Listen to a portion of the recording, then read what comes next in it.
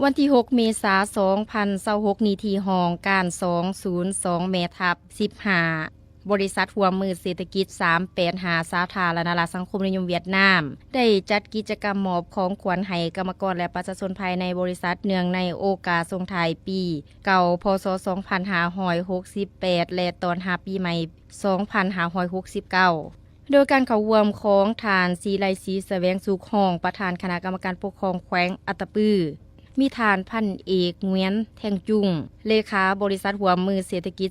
385สาธารณรัฐสังคมนิยมเวียดนามมีแขนงการที่เกี่ยวของขันเมืองอำนาจการปกครองบ้านกรรมการตลอดหอดประชาชนภายในบ้านขอบเขตบริษัทเขาร่วมทานพันเอกเงวียนเท่งจุงเลขาบริษัทหัวมือเศรษฐกิจ385สาธารณรัฐสังคมนิยมเวียดนามได้กล่าวมีคำเห็นว่าเนื่องในโอกาสบุญปีใหม่ลาวพ.ศ. 2569ที่จะมาถึงของประชาชนลาวบรรดาเผ่าในนามคณะคณะผู้อำนวยการบริษัทหัวมือเศรษฐกิจ385ขออวยพรใส่มายังบรรดาสหายผู้แทนพ่อแม่ประชาชนทั้งหลายและพนักงานกรรมกรจงตอนรับบุญปีใหม่ลาวโดยความเบิกบานม่วนซื่นความอบอุ่นมีสุขภาพเข้มแข็งมีความผาสุกและประสบผลสำเร็จในทุกหน้าที่เวียกงานตลอดระยะในซุมปีผ่านมาทางบริษัทหัวมือเศรษฐกิจ385ยามได้ก่อได้รับความสวยเหลือการนำพาการประสานสมทบอย่างใกล้ชิดและการสวยเหลืออันล้ำค่าจากคณะพักอำนาจการปกครองแขวงอัตตปือ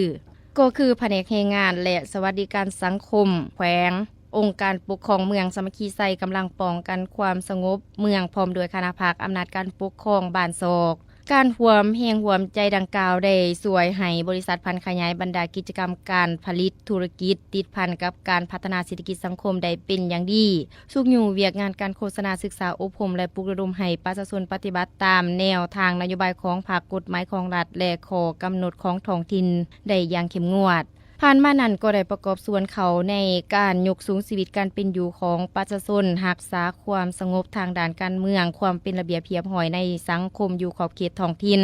พร้อมกันนั้นก็เป็นการสืบต่อเพิ่มพูนคูณสร้างสายพัวพันความสามัคคีมิตรภาพแบบพิเศษความสื่อสัตย์บริสุทธิ์ผุดพองระหว่าง2ภาค2รัฐและประชาชน2ชาติลาวเวียดนามลาวในโอกาสนี้บริษัทหัวมือเศรษฐกิจ